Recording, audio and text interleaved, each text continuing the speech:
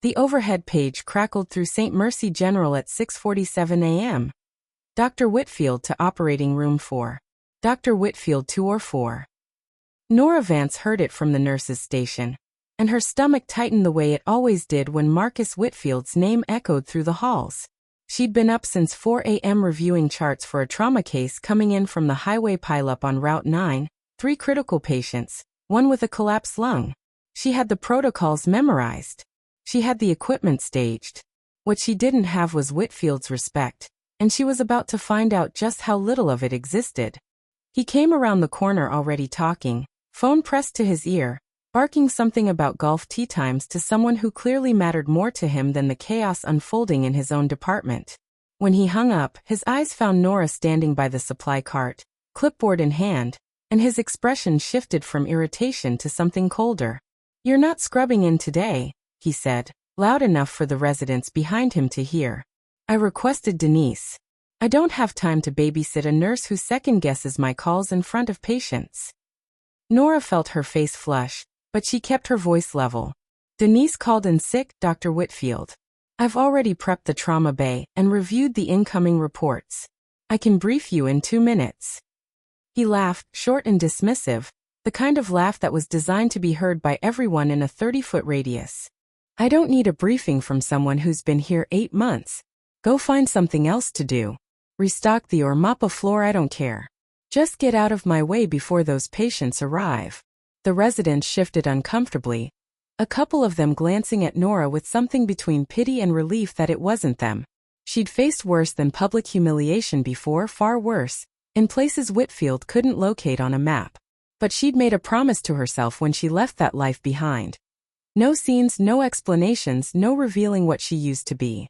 So she nodded once, tucked her clipboard under her arm, and walked away from Operating Room 4 with her jaw tight and her eyes stinging, refusing to let a single tear fall in front of him. She made it as far as the supply closet before she let herself breathe. 6 years as a combat medic attached to a special operations unit, 2 deployments, a Bronze Star she kept folded in a drawer at home, and she was being dismissed like an intern who couldn't tie a suture. The old Nora would have said something. The new Nora, the one trying to build a quiet civilian life, just closed her eyes and counted to 10. Through the door she could hear Whitfield holding court with the residents, mocking her clipboard, mocking her attitude, turning her professionalism into a punchline for his morning entertainment. What none of them knew, what nobody at St. Mercy knew except for a single line buried in her personnel file that HR had flagged as classified, was that Nora's old command had never fully let her go. Reservists don't just disappear. And 3 miles away, a black SUV was already pulling into the hospital's east entrance, carrying 2 men in dress uniforms who'd spent the last 40 minutes on secure calls trying to locate exactly where Sergeant First Class Vance had been reassigned. The trauma cases from Route 9 weren't ordinary civilians. One of them was a full-bird colonel's son, and the Pentagon had very specific requirements about who was allowed to touch him. If you've ever watched someone extraordinary get treated like they were nothing, hit that subscribe button right now, because what happens next in that hallway is going to make you want to stand up and cheer. Nora Vance was about to walk back into Operating Room 4, and this time, nobody was going to tell her to leave. The double doors burst open at 7:03 a.m., and the hallway outside Operating Room 4 filled with the sound of boots on tile, a dozen men in formal military dress moving with the kind of synchronized urgency that made every nurse and resident in the corridor stop mid-sentence. At the front walked a 2-star general, silver hair cropped close, face carved from the same granite as every command decision he'd ever made. Behind him a full colonel, jaw tight, eyes scanning every face in the hallway like he was searching for someone specific. Whitfield stepped out of the oar, mask still hanging around his neck, and for the first time that morning, his confidence flickered. "I'm looking for Sergeant First Class Nora Vance," the general said, his voice carrying easily over the hospital's ambient hum. "I was told she works this floor." Whitfield blinked, glancing at the residents around him as if one of them might explain the mistake. "There's no sergeant here, sir. This is a civilian hospital. I think you have the wrong." The colonel cut him off, stepping forward with a photograph pulled from a folder under his arm. This woman, brown hair, 5'6", Bronze Star recipient, attached to the 75th as a combat medic. We have confirmation she's employed at this facility. Nora had just returned from the supply closet, clipboard still tucked under her arm, when she rounded the corner and froze. The general's eyes locked onto her instantly, and his entire posture shifted, shoulders back, chin lifting in something between relief and respect.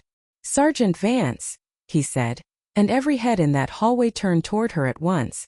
"We need you in that operating room. Now." Whitfield's mouth opened, then closed, his gaze darting between Nora and the two officers like he was trying to solve an equation that refused to balance. The colonel explained it quickly, urgently.